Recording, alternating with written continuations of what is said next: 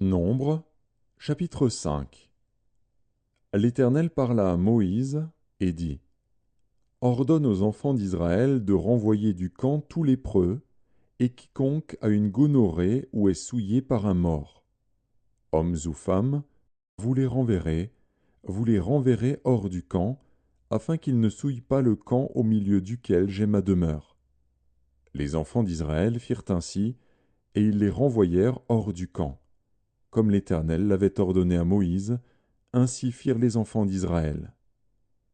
L'Éternel parla à Moïse et dit: Parle aux enfants d'Israël. Lorsqu'un homme ou une femme péchera contre son prochain en commettant une infidélité à l'égard de l'Éternel, et qu'il se rendra ainsi coupable, il confessera son péché, et il restituera dans son entier l'objet mal acquis, en y ajoutant un cinquième. Il le remettra à celui envers qui il s'est rendu coupable. S'il n'y a personne qui ait droit à la restitution de l'objet mal acquis, cet objet revient à l'Éternel, au sacrificateur, outre le bélier expiatoire avec lequel on fera l'expiation pour le coupable. Toute offrande de choses consacrées par les enfants d'Israël appartiendra au sacrificateur à qui elles seront présentées. Les choses qu'on aura consacrées lui appartiendront, ce qu'on lui aura remis lui appartiendra.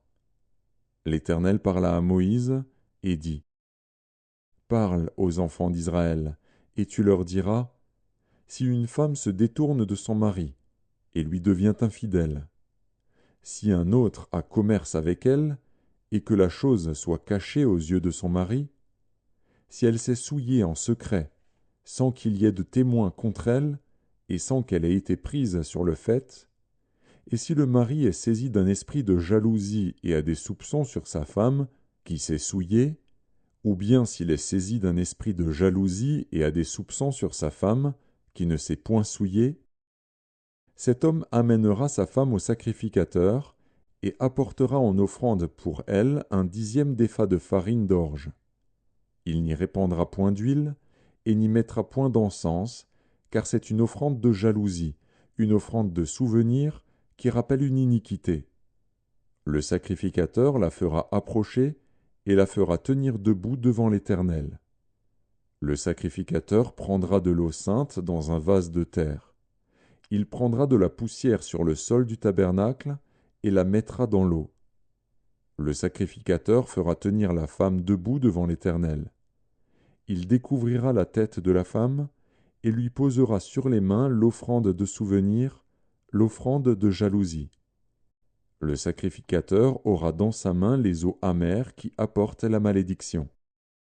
Le sacrificateur fera jurer la femme et lui dira: Si aucun homme n'a couché avec toi, et si, étant sous la puissance de ton mari, tu ne t'en es point détourné pour te souiller, ces eaux amères qui apportent la malédiction ne te seront point funestes.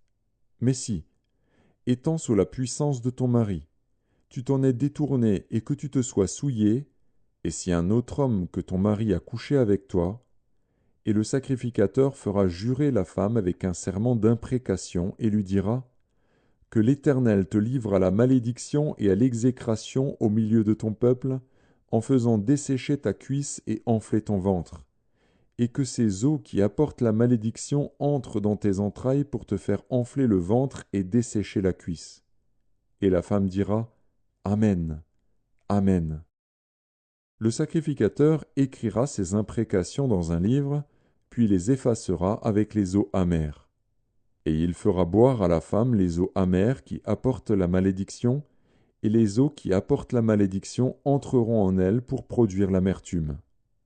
Le sacrificateur prendra des mains de la femme l'offrande de jalousie, il agitera l'offrande de côté et d'autre devant l'Éternel, et il l'offrira sur l'autel. Le sacrificateur prendra une poignée de cette offrande comme souvenir, et il la brûlera sur l'autel.